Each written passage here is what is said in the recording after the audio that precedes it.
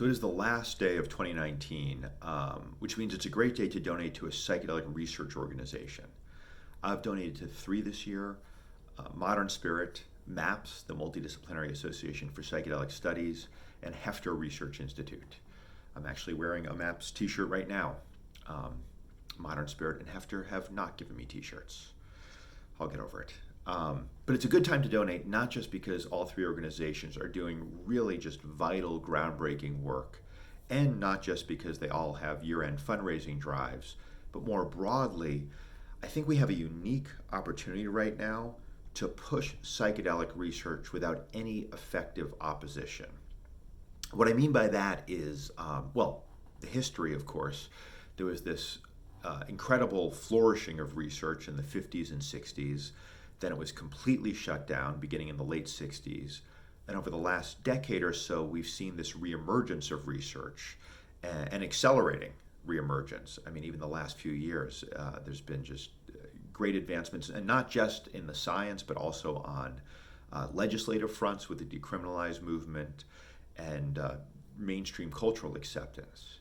So given all that, I think it's easy to assume that continued acceptance and adoption of psychedelics is inevitable.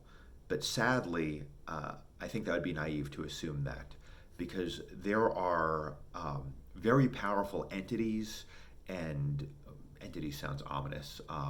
Corporations is what I mean. There are powerful corporations, which maybe sounds even more ominous. But there are corporations and individuals who stand to lose a lot as psychedelics continue to take hold in medicine and society.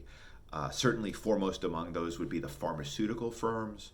The pharmaceutical industry spends more money lobbying politicians in the US than any other industry. They also reap billions of dollars in profits every year from psychiatric medications. Many of those medications, I was on them. They didn't help me. They do help some people, but it's increasingly clear that for, I would say, most people struggling with severe mental health issues, psychiatric medications are at best an inadequate remedy. Psychedelics clearly have potential to not just pick up the slack, but actually massively improve outcomes, and that is going to directly impact pharmaceutical firms' profits. I don't think they're going to sit by the sidelines forever. They are right now, but I think that will change at some point.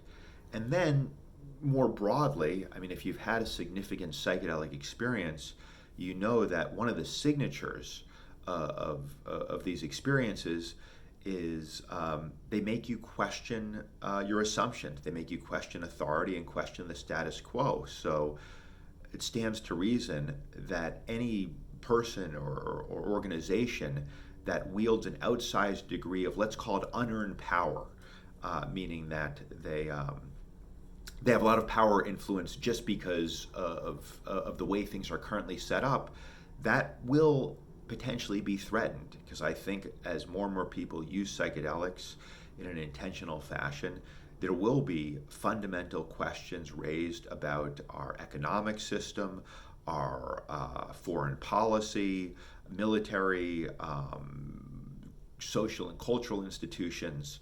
So anyway, the point is, right now, it's like there's a game going on, and the other team doesn't even know there's a game going on. So it's incumbent upon us to kick the ball as far down the field by doing as much research as quickly as possible, so that when there is this inevitable pushback, it's too late. The genie can't go back into the bottle. I realize I'm mixing metaphors here, but the point is, we need this research to be as far along as possible, so that enough people have been helped that it's just not going to be feasible to shut this down the way it was shut down in the late 60s. So that's why I think it's essential that we donate as much as we can to these efforts right now. So I hope you'll donate, and let's all have a psychedelic 2020.